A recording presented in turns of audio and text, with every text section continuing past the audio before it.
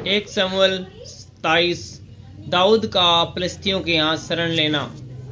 तब दाऊद सोचने लगा, अब मैं किसी न किसी दिन साउल के हाथ से नष्ट हो जाऊंगा। अब मेरे लिए उत्तम यह है कि मैं फिलिस्तियों के देश में भाग जाऊं।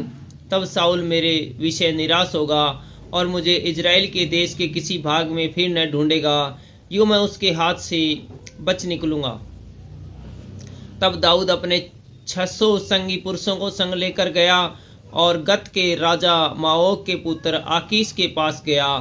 और दाऊद और उसके जन अपने अपने परिवार समेत गत में आकीश के पास रहने लगे। दाऊद अपनी 2 स्त्रियों के साथ अर्थात यिज्रेली अहीनोअम और नाबाल की स्त्री कर्मेली अबीगेल के साथ रहा। जब साउल को यह समाचार मिला कि दाऊद गत को भाग गया है, तब उसने उसे फिर कभी न ढूंढा।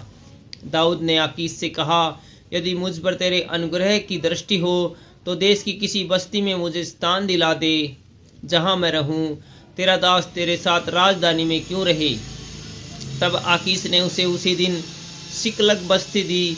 इस कारण से सिकलग आज के दिन तक यहूदा के राजाओं का बना हुआ है। फिलिस्तियों के देश में रहते हुए दाऊद को 1 वर्ष 4 महीने बीत गए और दाऊद ने अपने जनों समेत जाकर गशूरियों, गिरजियों और अमालेकियों पर चढ़ाई की। ये जातियाँ तो प्राचीन काल से उस देश में रहती थी जो सूर के मार्ग में मिस्र देश तक है। दाऊद ने उस देश को नष्ट किया और स्त्री पुरुष किसी को जीवित न छोड़ा और भेड़ बकरी गाय बैल गधे ऊंट और वस्त्र लेकर लौटा और आकीश के पास गया।